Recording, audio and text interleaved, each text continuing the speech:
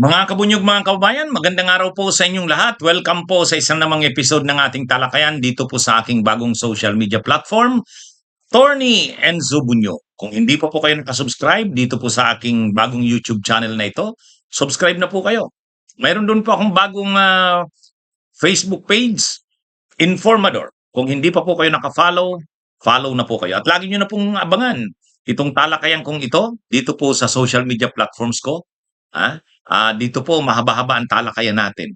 At saka hindi lang po isang topic ang dinidiscuss ko dito, mga kabunyog. Kaya lagi nyo na po itong abangan dito po sa Attorney Enzo Bunyog YouTube channel, sa Informador Facebook page. O mga kabunyog, grabing napahiya talaga itong si Rodante Marcolet. Sunod-sunod ang pahiya nito eh. Sunod-sunod ang pahiya. 'Di ba napahiya siya kay Tito Soto. Oh, pinagmamalaki niya, sabi ni Rodante Marcoleta. Ang mahirap kasi pahirap talaga kasi dito pag sa atin pag walang legal background. Yabang.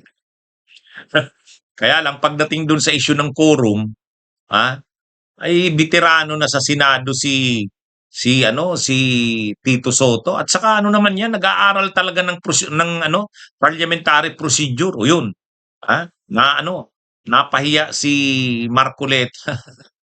ha Nire-raise kasi ni Senate Minority Leader Tito Soto yung issue ng quorum. Tapos nagmo-move siya para i-adjourn kung walang quorum. Singit ng singit pa rin si Marcoleta kung ano-anong sinasabi. Ay malinaw naman sa rules na kapag ni-raise mo ang issue ng quorum at nag-move ka for adjournment, hindi debatable yan. At saka yan talaga yung binibigyang priority kaysa sa ibang mga motions. O ayan, wala, napahiya siya.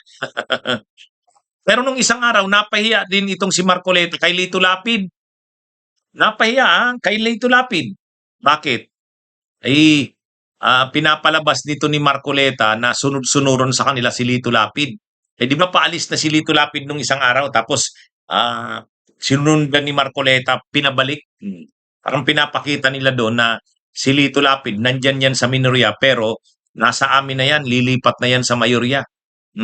Tapos may sinabi pa si Marcoleta nung isang araw, sabi niya, hindi raw magsi-second, hindi daw sisigundahan o susuportahan ni Lito Lapid yung motion ni Mig Subiri, yung pag-strike ng sa record ng Senado nung presentation ni Amy Marcos. O kasi may motion na ganun si Amy Marcos ay si Big Subiri. Lahat ng minority senators halos nagsalita, suportado nila, sinisigundahan nila yung motion ni Mig Subiri na i-strike ngayon. Yung na yon, yung presentation na yon ni Amy Marcos.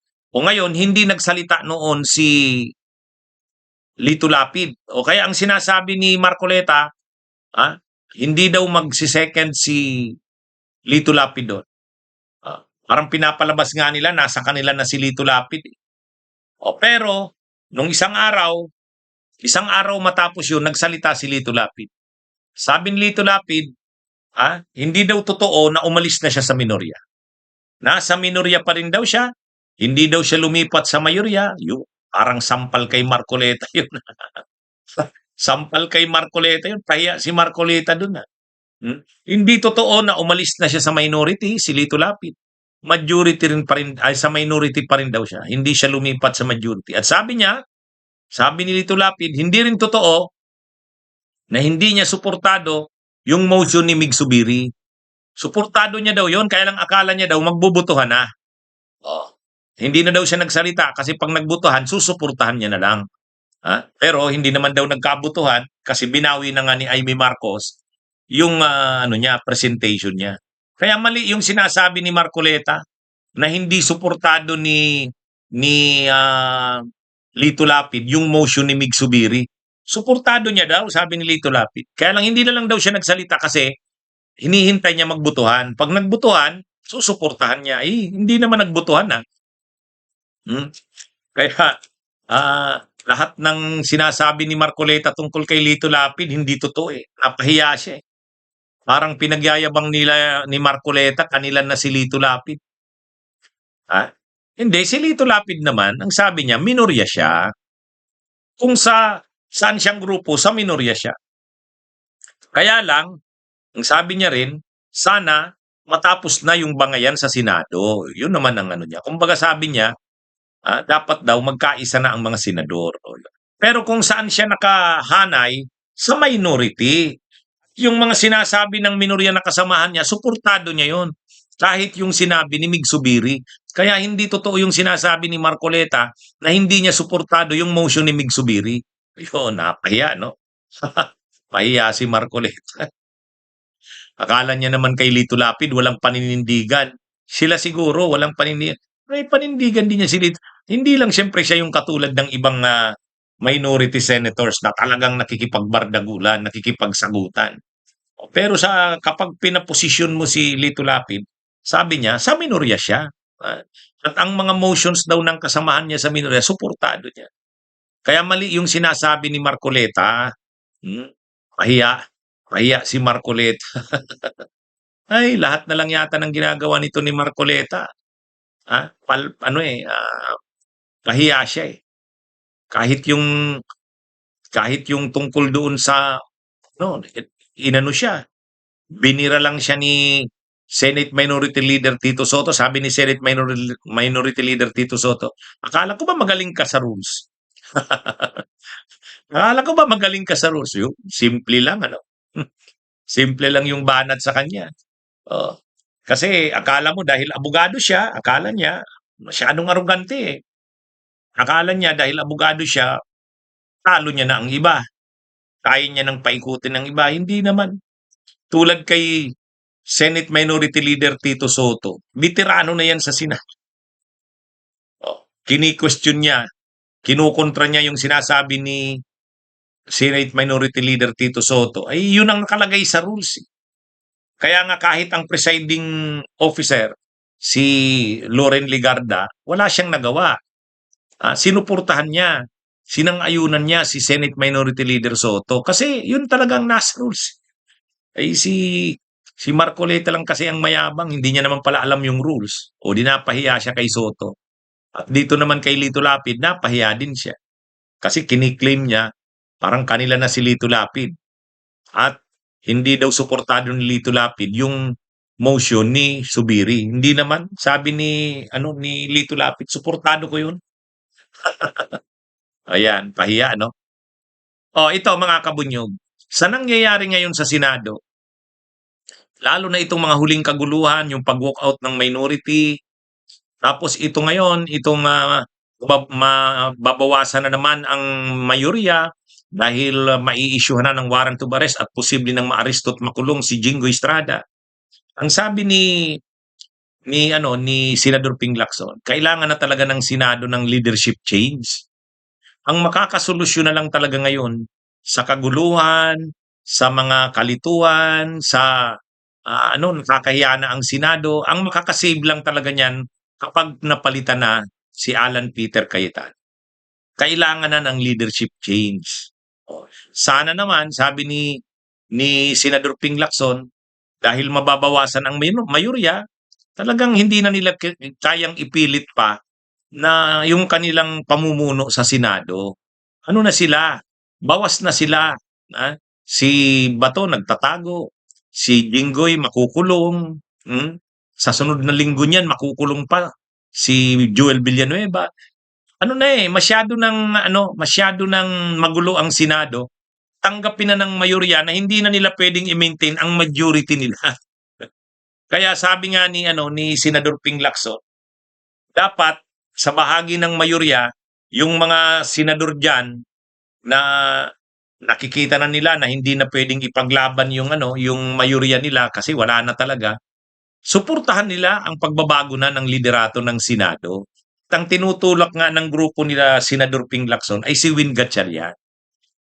At kapag napalitan ni Win Gatchalian si Cayetano, saka lang matatahimik ang Senado, saka lang mailalagay uli ito sa tama, unti-unti maibabalik ang respeto ng tao. Pero hanggat si Cayetano ang Pangulo ng Senado, wala yan. Magulo ang Senado. Kaya ang kailangan ng Senado ayon kay Senador Ping Lacson, leadership change. No, yun ang pinapanindigan niya. Itong mga kaguluhan na ito ngayon, yung pag-walk out, tapos sa Lunes na naman may gulo na naman yan. Kasi may session na naman. At posible nang maaresto si Jinggoy, ano? Sa susunod na mga linggo makakasuhan na rin si Villanueva. Ano na masyado ng pilay ang Senado. Ang tumatayong mayorya ay hindi naman kaya na talagang maging mayorya, hindi na sila ang mayorya. Kasi marami sa kanila, may mga problema at may mga kaso. Kaya ang makakasolusyon na lang talaga sa kalagayan ng Senado, leadership change. Kailangan ng magpalit ng liderato. Kailangan ng palitan si Cayetano. Si Cayetano na ang pagulo sa Senado. Tanggapin na dapat kahit ng mga nasa mayorya na hindi na nila kayang pamunuan ang Senado. Kung ipipilit pa rin ni Cayetano ang sarili niya kahit sa kabila ng kulang na ang suporta sa kanya, wala na. Lalong magulo ang Senado. Lalo pa ngayon, parang lahat ng pambabraso ginagawa nila tulad nung amendment sa rules ng Senado na pwedeng bumoto kahit physically hindi ka present. Kumbaga remote na paraan. Pwede kang makaboto. Yun yung pinipilit nila para makaboto si Bato, para makaboto si Jinggoy kahit nakakulong. Kaya lang, siyempre, kinukontra ng minorya yan.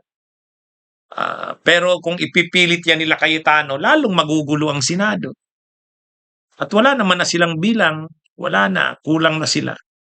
Actually ngayon, kapag nakulong si Cayetano, ay si Jinggoy Estrada, 11-11 na, 11 na pareho. Kasi 13 sila dati, nagtatago si Bato, 12. O makukulong si Jinggoy, 11. 11 din ang minorya.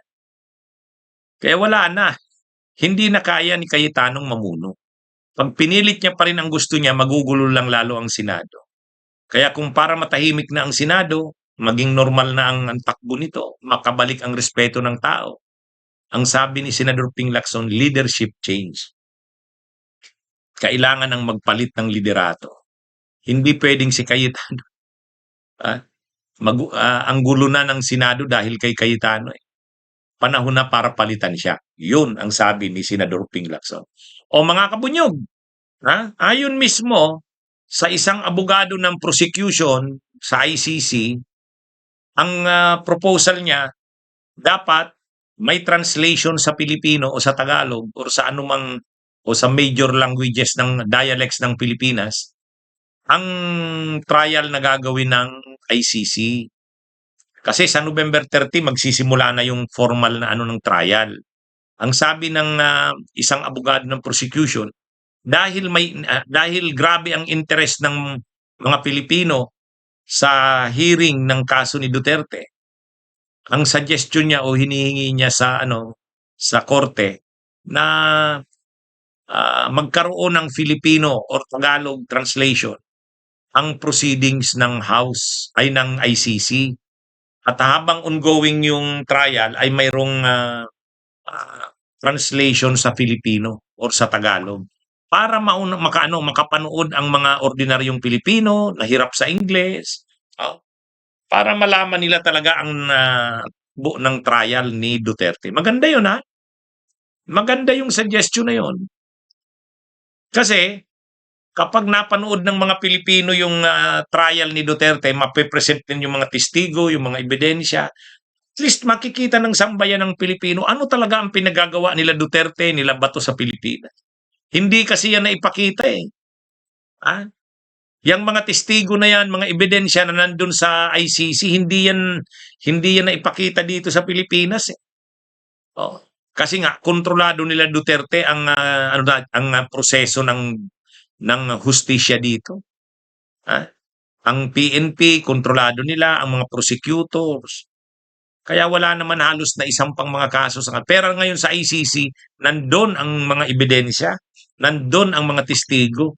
Kapag napanood yan ng sambayan ng Pilipino, makikita ng mga Pilipino ano talaga ang ginawa ni Duterte at nila Bato sa bansa natin. Alam naman natin na maraming pinatay, pero yung detalye niya, paano sinagawa? Yan. Kaya tama yung suggestion o yung hinihiling ng prosecution na yung trial ni Duterte sa ICC ay mayroong Tagalog or Filipino translations. O, ang mangyayari niyan parang nanonood ang sambayan ng Pilipino sa kasi susubaybayan araw-araw daw halos ang hearing eh.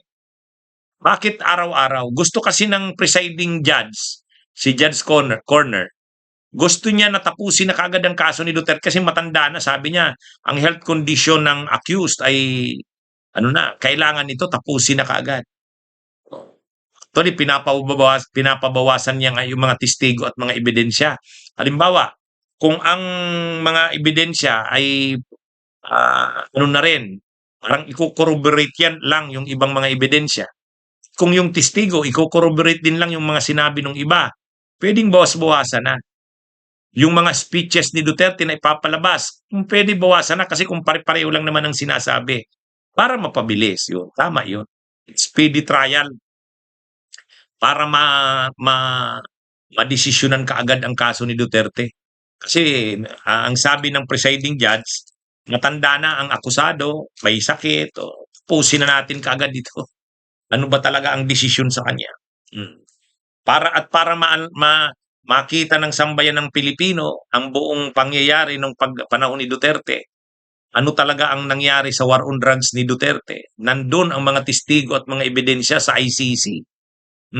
Maganda ngang mapanood yan ng mga Pilipino. Katulad ng mapapanood ng sambayan ng Pilipino ang ang impeachment trial ni Sara, maganda ring mapanood ng sambayan ng Pilipino ang ICC trial ni Duterte. Ayan, mga kabunyog. Tama yun. Ako, sang-ayon ako sa suggestion na yun. Suportado natin yun. Pag Filipino, ang trial o Tagalog, magkaka-interes ang ating mga kababayan na manood. Kasi interesado naman talagang ating mga kababayan dyan sa trial na yan.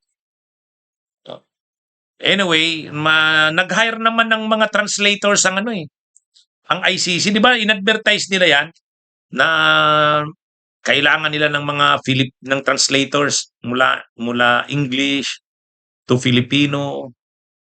Kahit nga Cebuano, kumuha sila ng translator Cebuano. Ayan. Okay, mga kabunyog, mga kababayan, magandang araw sa inyong lahat. Mabuhay po tayo.